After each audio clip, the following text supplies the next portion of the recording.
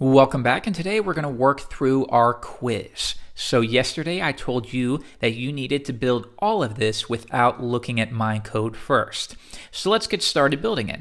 I'm going to go and move this to the left side of my computer. That way I can bring up the editor on the right. Now if you're a Mac user, this isn't built into the Mac by default. You can download an app called Moom, and that will allow you to do this. Next, I'm going to get rid of the sidebar here by going to View, Sidebar, Hide. So now let's get started converting the markup that you see here. First step is we have my first website.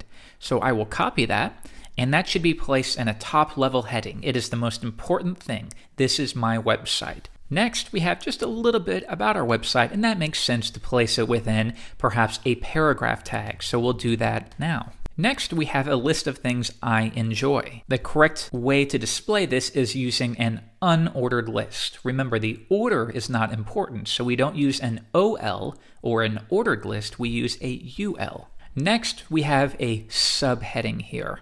And this is where we will use either an H2 or an H3 tag is appropriate here.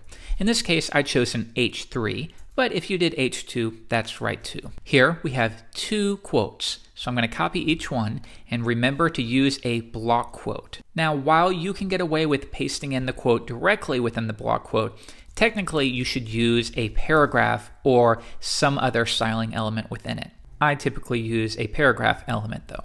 Next, I'm going to copy this and duplicate it, and we'll replace this one with and another. Good, so that markup looks pretty good to me. I'm going to open this in a new tab, and now you can see very similar, but we need to add a little bit of styling here. So to do that, I need to reference a style sheet. So I will bring back the sidebar, and we want to reference this empty CSS file that I've created. Let's do that now. If I expand this, you can see we're using the link element to link to a style sheet. We set the relationship to a style sheet, and then the href is going to be a path to where this file is stored. In this case, we're in the root, so we're going to look in the CSS folder and find style.css. The next step is to open up style.css and get started. And once again, I will hide the sidebar. If we go back to our original, it looks like the color here is grayish. You could use any color here. It's not important that you got the exact value that I used. I'm going to reference the body element, because that is our parentmost element here, and that's very common for using things like background colors for your website. Background, E3, E3, E3. Now you could also use background-color. Both of those will work in this case. I'm going to come back and refresh the page, and now we have our grayish background. The next step is, it looks like our headings are a different font than what is used by default. By default in browsers, they use Times. In this case, it looks like it's using a sans serif font, probably Helvetica or Arial. Now, if we look though, it also appears that all of the text is receiving this font, not just the headings if we come back. So we can do it within our body element because that's a nice way to style the body and everything within it. Remember, when you're working with CSS, all of your styling will cascade. So in this case, if I apply a font weight of bold, that's going to filter down to all of the properties unless one of those properties overrides the body element. In this case, you see it's being applied everywhere.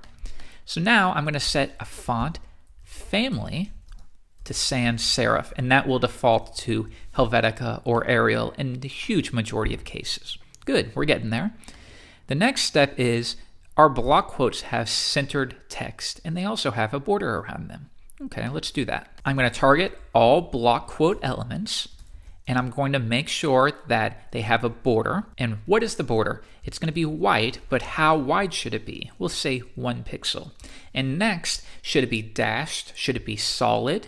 How do we do it? We have to explicitly state we want it solid white. I'm going to refresh, and there we are. But if we come back, remember the text was centered. So we can use a property called text align. Now this will accept a handful of values, including left, right, center, or justify. Now, justify is similar to maybe if you're reading a book where all of the text will go to a certain mark on the right side of the page. And the way they do this is by slightly adjusting the space between each word to make sure that every single line ends at the exact same spot. Generally, in the web design industry, you'll find it's frowned upon. Web design and web copy is not the same as print.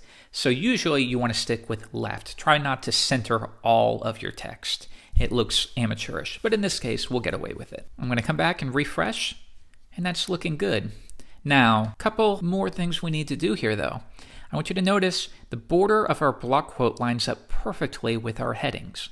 Lines are important in web design, but in this case, it's not. And why is that? And that's because it is picking up the browser's default style sheet. And the default styling for a block quote is to indent it ever so slightly with a bit of margin. They do that by using margin left. But in this case, I want to zero that out. I don't want any of it. So I will set it to 0. And if I come back, refresh, that's looking a lot better now. So good job.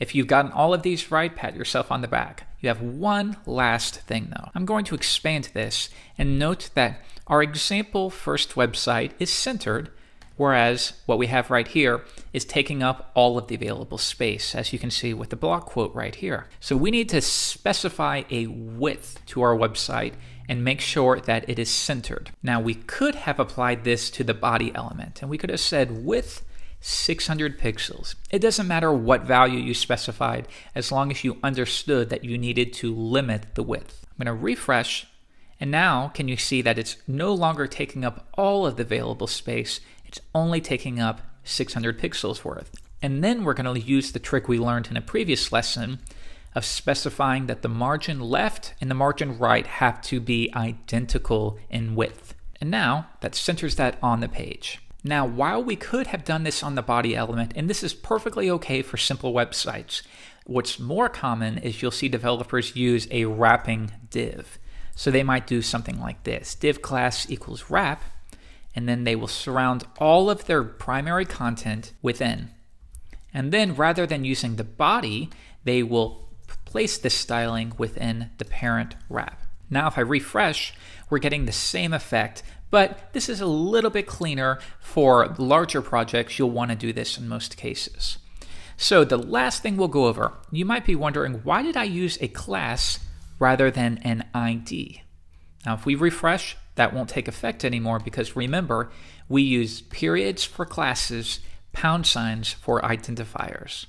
Now we could use an ID and that would probably be okay. In fact, most of the time this will be okay. However, if you anticipate yourself needing this styling for anything else, it's always a good practice to use classes. Now, there are a variety of reasons why this is true. A lot of them are a little higher level when it comes to cascading and selector weight. I don't want you to worry about any of that for now. Just think about it from the basic standpoint of, will I need these stylings again? And if yes, use a class. So good job if you followed along. If you did all of this on your own without seeing the answers first, excellent work. This is very simple, mind you, but it is an actual website that you could upload to your web host. Now in the next lesson, I'm going to teach you about CSS floats.